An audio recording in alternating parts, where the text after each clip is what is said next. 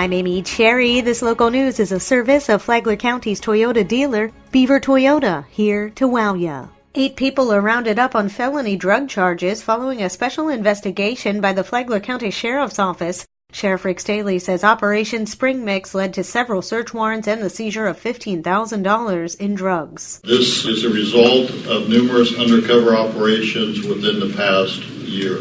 A variety of controlled substances were seized, including fentanyl, heroin, oxycodone, cocaine, THC oil, methamphetamine, and some cannabis. Staley highlighted a few key arrests. Tony Lanny and Gina Howard. They are both known residents of the transient camp on Palm Coast Parkway behind the library, were arrested for drug sales. Several undercover operations which led to the sale of synthetic cathinones from Lanny.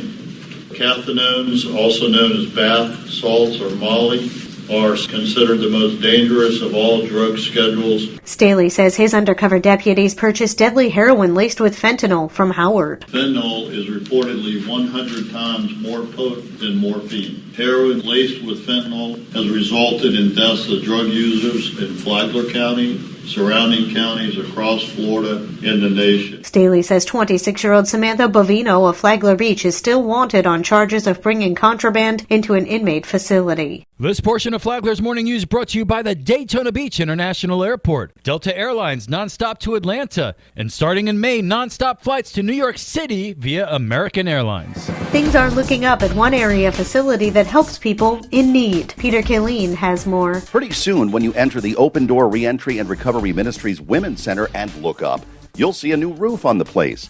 The money to build it is coming from the Rotary Club of Flagler Beach. The group just donated $6,250 to the center, and the Women's Recovery Center is now slated to open later this spring. The center expects to serve at least 12 women every year.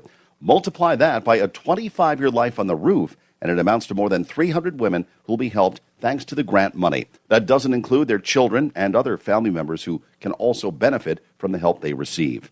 The Rotary Club of Flagler Beach was chartered in November 1991, currently has about 50 members made up of local business and community leaders from fields including business, law, education, real estate, and government. For Flagler's Morning News, I'm Peter Killeen.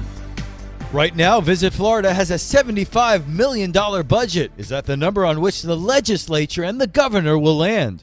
State Senator Travis Hudson says he's not sure, but he does know one thing. I put $50 million in. It was very clear. This is the bottom line number they're going to get for me. I'd like to get them higher, but I'm not going any lower than this $50 million. Hudson said that former Governor Rick Scott wanted to see Visit Florida funded for more, so they got $75 million. Representative Paul Renner said not only is there the current Visit Florida funding, but also the bed tax. Remember, we also have the TDCs, the local money that comes out of the bed tax, which has much more significant funding statewide than the statewide arm, which is Visit Florida. Tomorrow, Matt Dunn of Flagler County Tourism Development talks about what's being done locally to promote Flagler County. From the WNZF Newsroom, I'm Deb Albertson.